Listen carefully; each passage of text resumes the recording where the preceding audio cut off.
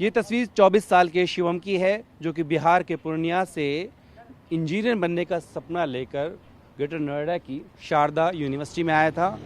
2022 में बीटेक में एडमिशन लिया था और 15 अगस्त को उसने अपनी जान दे दी। और इस वक्त जो उसका एक लेटर मिला है, सुसाइड लेटर, उसमें अगर देखें हम तो शिवम साफ तौर पर कह रहा है कि वो अपनी मौत के लिए, इस कदम के लिए किसी को जिम्मेदार नहीं ठहराता और उसने बताया है कि वो पढ़ाई के बोझ को आगे नहीं सह सकता। साथ ही साथ में उसने अपने माँ बाप से माफ़ी भी मांगी है। साथ ही यहाँ पर जो यूनिवर्सिटी प्रशासन है उससे मांग की है कि जो बची हुई फीस है वो उसके पेरेंट्स को वापस कर दी जाए। शिवम की मानसिक स्थिति को आप देखिए तो वो कह रहा है कि वो अपने आप को यूज़लेस फील कर रहा है, महसूस कर रहा है और उसे लगता है कि इस एजुकेशन सिस्टम या इस दुनिया के लायक वो नहीं है या ये दुनिया उसके लायक नहीं है। जो उसके पेरेंट्स हैं शिवम के, उनका साफ तौर पर कहना है कि अगर शिवम जो है, जिस तरीके से लेटर में भी जिक्र किया गया और उनको बताया गया कि सेकंड ईयर से ही कॉलेज नहीं आ रहा था, हॉस्टल में रह रहा था, अगर उनको बता दिया होता तो शायद पेरेंट्स उसको समझाते और इस स्थिति में अब नहीं पहुंचते।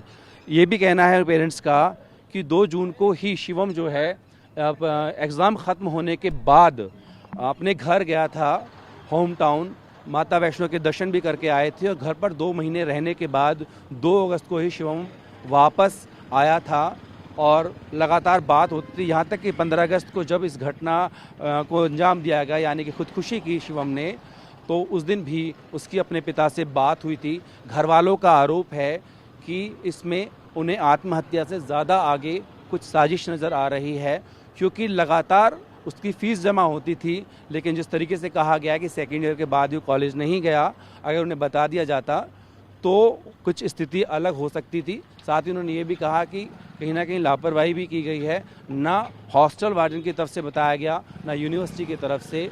और शिवम अगर किसी मानसिक दबाव में था तो उसके बारे में जानकारी मिलनी चाहिए थी, काउंसलिंग उसकी होनी चाहिए थी। शिवम के जो पिता हैं उन्होंने ग्रेटर नोएडा पुलिस को इस मामले में शिकायत दी और कहा है कि प्रशासन पर जो है इस मामले में एक्शन होना चाहिए। फिलहाल जो है कॉलेज प्रशासन से भी हमने जानने की कोशिश की और जो यहाँ के पीआरओ हैं अजीत, वो कैमरे के सामने से जब गाड़ी में निकले तो हमने उनसे पूछा कि आप इस पर क्या कहना चाहेंगे, तो उन्होंने फ़िलहाल कुछ भी बात करने से इनकार कर दिया। उन्होंने कहा कि वो अपनी बात बाद में रखेंगे। हालांकि ये कोई पहला मामला नहीं है जब शारदा यूनिवर्सिटी के अंदर इस तरह से किसी छात्र ने खुदकुशी की हो।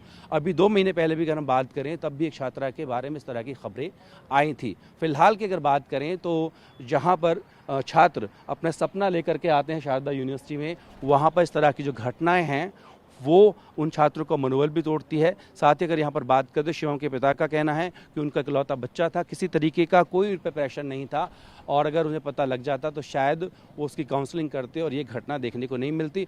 फिलहाल जो है पुलिस इस मामले में तफ्तीश कर रही है। यूनिवर्सिटी प्रशासन कुछ भी बोलने को तैयार नहीं है, लेकिन शिवम के पेरेंट्स हैं वो उसकी डेड बॉडी को लेकर बिहार गए हैं और कह रहे हैं कि उन्हें न्याय मिले और जो भी इसके लिए जिम्मेदार हैं उनके खिलाफ कड़ी से कड़ी कार्रवाई हो। शिवम की आत्महत्या के बाद अब उन पेरेंट्स में भी डर और दहशत है जिनके बच्चे शारदा यूनिवर्सिटी में पढ़ते हैं।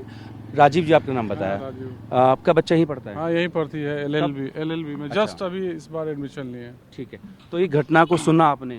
घटना को सुन के बहुत डर हुआ अंदर से। एक तो आप इच्छा किया कि हम नहीं कराएं एडमिशन, लेकिन फिर सोचे कि क्या कराते हैं, जरूरी समझे। लेकिन ये अच्छी बात नहीं है।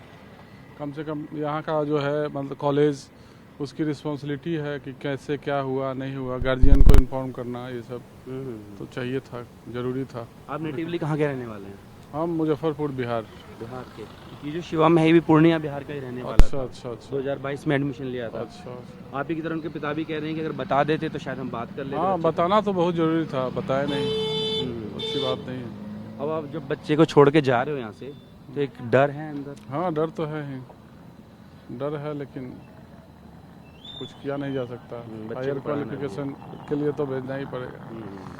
अब यह है कि प्रॉपर हम आते रहेंगे, मिलते रहेंगे हर दिन, अब इंक्वायरी करते रहेंगे। 11 बजे सुबह बात हुई है उससे। अच्छा 15 तारीख। अच्छा, कॉलेज आता था वो लोग का? ये कह रहे नहीं आता था, वो कह रहे हैं आता था। हाँ चलिए चलिए ठीक है, ठीक है। लेकिन इस पर कार्रवाई होनी चाहिए कॉलेज। हाँ बिल्कुल बिल्कुल होनी चाहिए। तो देखिए पेरेंट्स के मन में डर है, लेकिन बच्चे के भविष्य का सवाल है, तो पढ़ाई के लिए भेजना भी जरूरी है। वीडियो से होगी चेतन शर्मा के साथ जितेंद्र भाटी, टीम भारतवर्ष, ग्रेटर नोएडा।